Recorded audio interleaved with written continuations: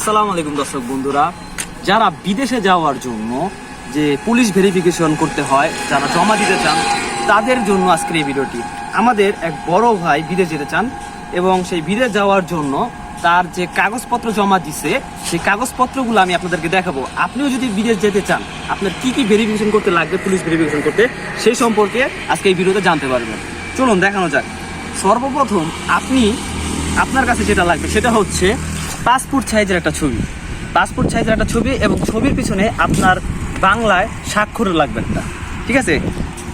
দ্বিতীয়ত আপনার কাছে প্রয়োজন হবে একটা কারেন্ট বিলের কাগজ, বিদ্যুৎ বিলের কাগজ, যে আপনাদের বাসার যে বিদ্যুৎ বিল আছে সেই বিদ্যুৎ বিলের কাগজটা এনে দিবেন। তারপরে এনে দিবেন হচ্ছে আপনি যেখানে থাকেন সেই ইউনিয়নের চেয়ারম্যানের সার্টিফিকেট অথবা প্রত্যয়নপত্র। তারপর লাগবে আপনার পাসপোর্টের ফটোকপি, দেখতেই পাচ্ছেন এই ভাইটিও পাসপোর্টের ফটোকপি দিয়েছে। তারপর লাগবে আপনার ভোটার কার্ডের অথবা এনআইডি কার্ডের একটা ফটোকপি। তারপর প্রয়োজন পড়বে আপনার বাবার একটা এনআইডি কার্ডের ফটোকপি।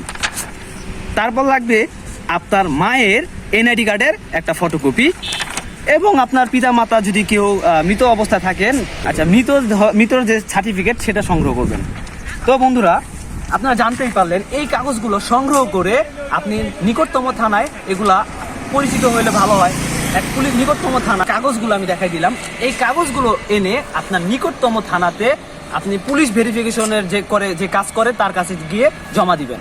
জমা দেওয়ার পরে সেই আপনার সমস্ত কাজ করে দিবে, ঠিক আছে। বন্ধুরা, আশা করি আজকে খুব আপনার এই ভিডিওটা খুব কাজে লাগছে।